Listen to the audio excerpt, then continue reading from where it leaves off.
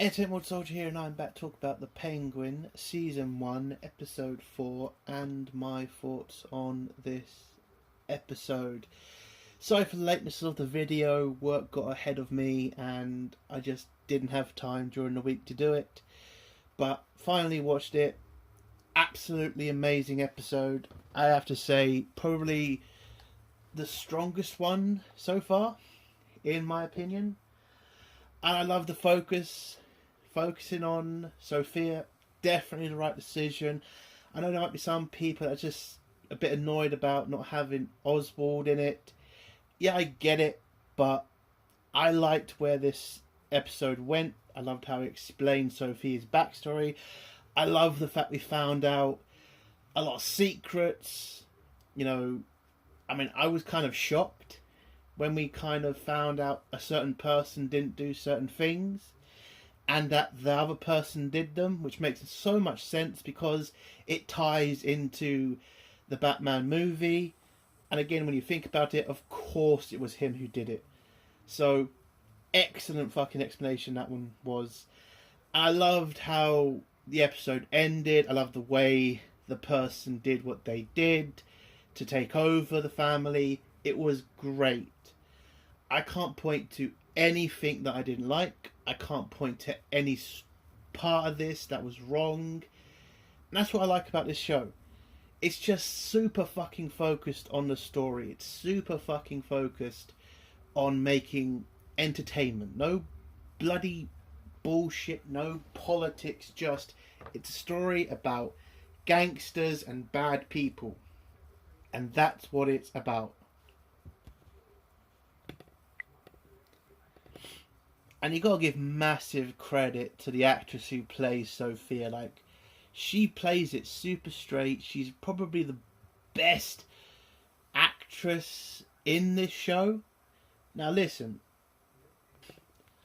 Colin Farrell, he does an amazing job with the Penguin. I'm not gonna doubt him. I'm not saying he's terrible. But Christine is just like, she plays it super straight. It's just so incredible to watch. And that is something that just lacks in so much of the entertainment industry. Actresses and actors acting at their full potential, or, not hiring the right people. Hiring morons, hiring people who are terrible actors and actresses. And everything in this show, it's like down to the smallest fucking detail. It's just perfect in so many fucking ways. And so Sophia Falcone, again, the bad side of her. You see in this episode the good side of her. It's like, it's just great. And you don't know what's going to happen next. You can't tell where the story's going to go. I still think Sophia's probably going to die at the end, which I'm going to think is a kind of shame. But it would make sense for the story. But that's what's so good about this. Like, you can enjoy it. You can, think what's going to happen ahead. Make your own theories. That is fucking great. And yes, I will say again, a lot of people are probably not going to be happy with the fact Oswald wasn't in this episode. And was it too super focused on Sophia? And I would just say, listen, we've got 4 more episodes. Oswald's going to have his time. Sophia had her time, and I'm not at all worried about, people not getting enough time, because everybody is. And what I'm hoping for in the future is, hopefully, Oswald becomes more of a factor in the Batman movies, because, come on, this show is doing fucking amazing views. It's got people talking. People are excited to watch this. Oswald has to become a main factor in the movies coming up. He just has to. There is one thing, I'm not going to say it's bad about this episode, but I will kind of ask, why didn't they get the original actor? Now, there has been a cast change. This is not the Carmine Falcone from the Batman film. It's Mark Strong. Mark Strong's a great actor. It's not... Listen, He's a great actor. He was great in the role. I'm just kind of wondering why they didn't get the other guy back. That's the only little complaint I do. But Mark Strong's a fucking great actor, so it's not a terrible change. He played it straight. He played it great. Absolutely nothing wrong with it. But again, it does kind of take you out of the movie when you kind of see he's not exactly like the guy from the Batman film. But overall, the episode was very strong. I think I'm going to give this a 10 out of 10. It's a 10 out of 10. I love the backstory of Sophia. I loved seeing the ins and outs of what happens in Arkham. I enjoyed everything. There's nothing wrong with this episode. And I can't wait for, tomorrow's episode. So, that's, 10 out of 10. So, let's get the spoilers now. If you don't want to hear spoilers, leave in 3, 2, 1. So, the episode starts off with Oz and Sophia being captured by the Maronis, and Mrs. Maroni pretty much exposes Oz as a traitor to Sophia, tells Sophia about the fact Oz told them about their new drug, and which is pretty much what's going to end their relationship with each other, the fact that Oz killed her brother. So you then see Victor come in with the car, kills that one guy, Oz jumps in the car, they drive off. The Maronis then run away because, they've kind of been fucked. And then Sophia tries to call for help, but then collapses in an alleyway. And then we flip back in time. We see Sophia at a gala for some charity where she's asked to speak, and she does. And then when she's leaving, you see Oz there too, kind of, showing what he was doing back then, because he was her driver. And he offers her a cigarette, she smokes it, and then some random woman comes up to Sophia and asks her questions about mysterious deaths that are happening from a certain club, the Iceberg Lounge. And Sophia doesn't realise at first this is a journalist. Then she does and tells her she doesn't speak to journalists. But the way these women are dying matches the way Sophia's mum died. So that's kind of confusing her. She goes back to the mansion, goes sees her father. She tells her father how good things are, the money's doing good, charity work's doing good. And then, Carmine calls out his son for being lazy and he's a massive disappointment, and tells him to pretty much go away and do something, basically. And then him and Sophia have a chat with each other about the future of the family. Now, traditionally, heads of the families always go to the son, but as the son is a massive failure in his father's eyes, he wants to pass it to Sophia because she's focused, she's getting things done, and he needs to put somebody like that in charge of the family because of what he's built. So Sophia agrees, kind of mentions the son. Her brother's not exactly going to be happy about this, but Carmine just doesn't give a shit. He needs to put the family in the hands of somebody who can control it and who can give it a future. But before the dad ends the meeting, or at least the chat with each other, Sophia brings up her mother and how she died, and how certain questions are kind of coming back to her. The father, Carmine just tells her, your mother was very unwell, she was sick, she didn't know what she wanted, and she was a stubborn woman, and, blah, blah, blah, making excuses. And I think most of us, if you watched it, you're kind of seeing, so something did happen to the mother, it wasn't suicide. You're kind of getting to that point, and you can kind of see in Sophia, she's also kind of trying not to connect the dots, because everything that's happening to these women, everything that's happened to her mother, it all matches. And she's trying to deny it, but it's becoming more and more obvious to her. But again, it is still her father, and she doesn't want to think her father would ever do that. We then go to the next scene where Oz drops off the son, and Sophia asks some questions, like what's their father really like? Do you know about the girls from the club? He just tells her not to worry about it. It's not a problem. It's just whores. They don't really matter. So Sophia kind of just shrugs it off, says fine. But again, too many things have started to add up to her. And questions are starting to really ring out of her. And she's trying to silence it. And she can't. And that's what I love about this fucking show. When you make good writing about this, like one little scene could be so big, can show you so much. And that's what's good about good writing. You know, the writing we don't get anymore because every fucking person in Hollywood's a fucking moron. But anyway. But she can't, again, stop these questions coming in her head. So last time, the journalist gave her a card. Sophia then remembers she has it and then tells Oz to take her to see this journalist. So she heads off to meet this journalist, and the journalist starts telling her more about the deaths, about all these women that have been died and how they've died in the same way, how the police keep saying it's suicide, but a lot of the marks on the girls seem to be different from a suicide. Seems to be like there was a struggle. And the fact that they all match pretty much means it's the same person killing these girls. And now Sophia's starting to see more of it. And then she starts remembering when she found her mother. And how a lot of the scars that they have are what her mother had. And now she's starting to panic. Because more and more things are adding up. The journalist then tries to pressure Sophia to wear a wire in the iceberg lounge. But she refuses to portray her father like that. And then she gets pretty angry and threatens the journalist. And tells that if she comes back with any of this stuff, if she tries to print it, then her father and her family will deal with her.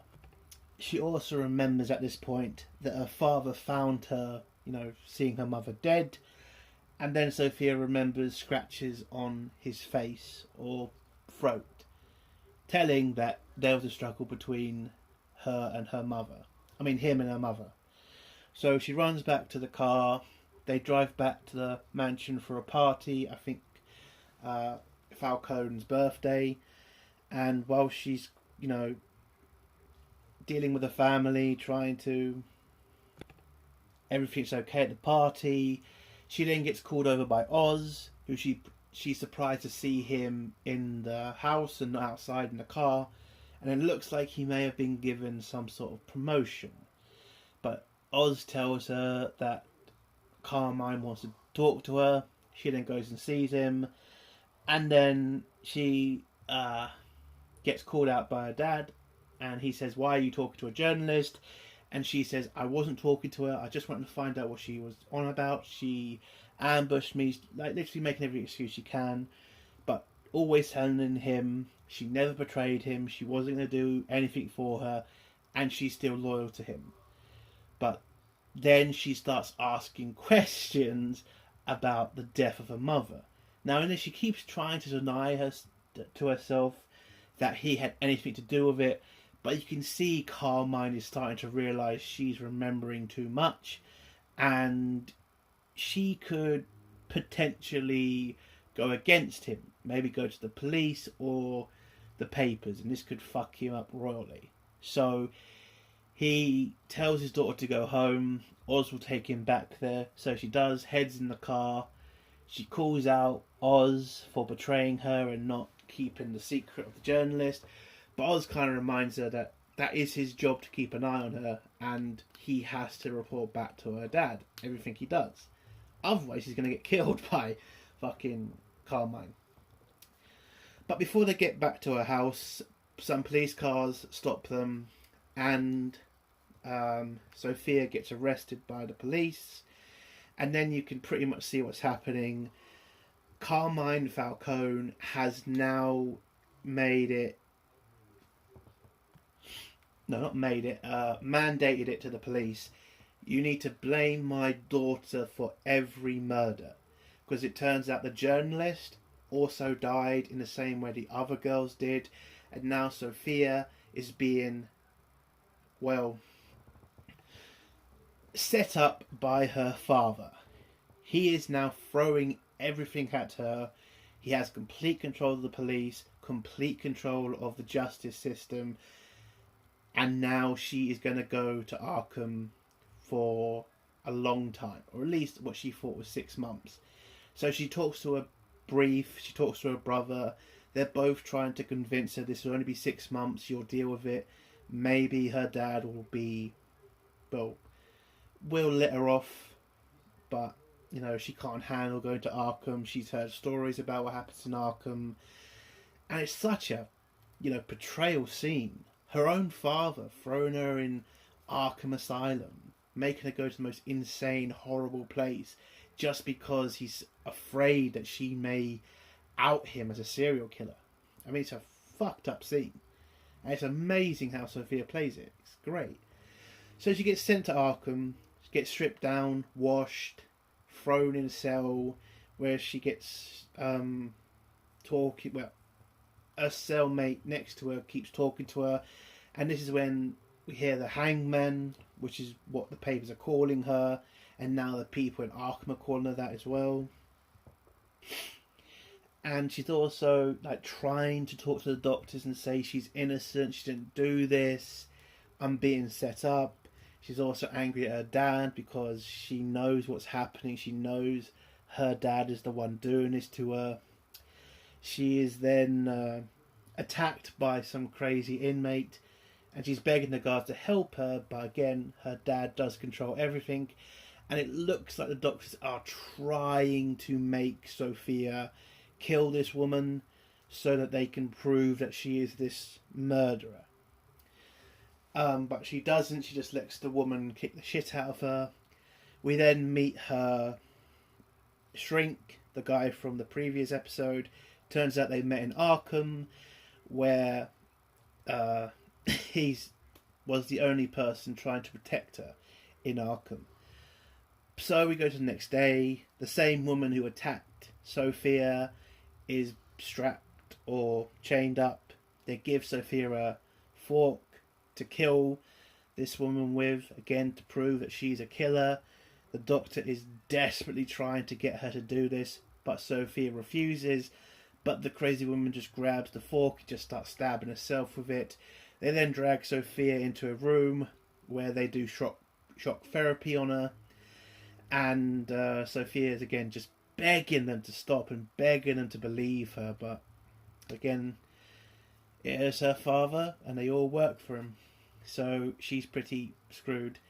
A couple of days go by, I think. Her brother then comes back to see her. It's been 6 months. So she thinks she's getting out.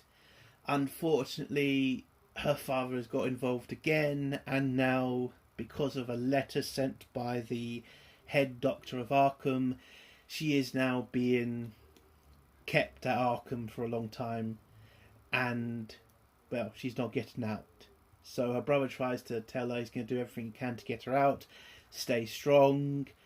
And then Sophia, I think at this point, gives up. You see a bunch of drugs being given out to the people. And then the woman in the cell next to her, the one talking to her all the time in this episode, she starts talking to her again, to Sophia. And then Sophia kind of realises that she's working for the doctor at Arkham because she keeps getting extra drugs. So Sophia sees, well, she goes pretty much mad when she finds this out, grabs a tray and just smacks the woman around the face and just absolutely, she kills her basically. Kills her dead and just shouts at the doctor, "I'm innocent, you know I am." And then she just gets dragged away by the guards and more shock therapy. We then go back to the present, where she wakes up in a therapist's house, where he says he found her, he brought her back to his place, and he just wants to make sure she's alright. She then starts questioning him, because I think she found some drugs, and then says, "You abandoned me there," and he said, "I couldn't stay and watch them do all that stuff to you." Apparently there was some sort of romantic relationship between them, I think. And Sophia just tells him she's done with being protected. She's done with people trying to help her. She's now going to do it herself. So you go back to the Falcone mansion where there's a dinner going. Sophia then walks back into the room where certain members are kind of shocked to see her because she's supposed to be going to Italy. And you get kind of this crazy scene where she starts eating weird and filling up her cup all the way. And then she gives like a speech interrupting her uncle's speech, saying how hurt she felt that the family abandoned her, how they wrote so many letters that made her look insane, how they pretty much just utterly betrayed her and abandoned her in Arkham for 10 years. And yeah, it's a pretty emotional scene. That was a good scene as well. So many great scenes from this episode. I mean, you can't fucking... It is surprising that we get this level of content, this level of entertainment from the Penguin, a show that nobody fucking gave a shit about, that nobody thought would be this good, and it's just so good to see. So after dinner, she grabs one of the children from the table who went to her room to get her out of the house, tells a story about how her and her brother used to sleep in the garden, pretending it was a forest or a jungle. And we then go to the next morning where Sophia tells the child to go back to sleep, where she heads back in the house or the mansion where you see a bunch of people dead, and it looks like Sophia used gas to poison the majority of the Falcone leadership. So her uncle, I think her two cousins, a lot of people are dead. And Sophia's just walking through the house, and you've seen all the dead people. She then walks into another room where we see Johnny. She grabs his pistol, wakes him up, and tells Johnny to get up and head downstairs to discuss the future. And that's how the episode ends. Great fucking episode. Again, it's just... I'm still shocked. This show is just that good. Again, a lot of people were saying because the Batman movie wasn't fantastic. And I thought the Batman movie was okay, but nobody expected this. I'm absolutely glad this show is just the best. And I cannot wait for tomorrow's episode. A 10 out of 10 episode. Fan-bloody-tastic. That's the end of my review. If you like this review, give it a like. If you dislike the review, give it a dislike. And if you like my content, do think about subscribing. And if you have a comment, leave it below and I'll try to get back to it. Entertainment Soldier. Bye.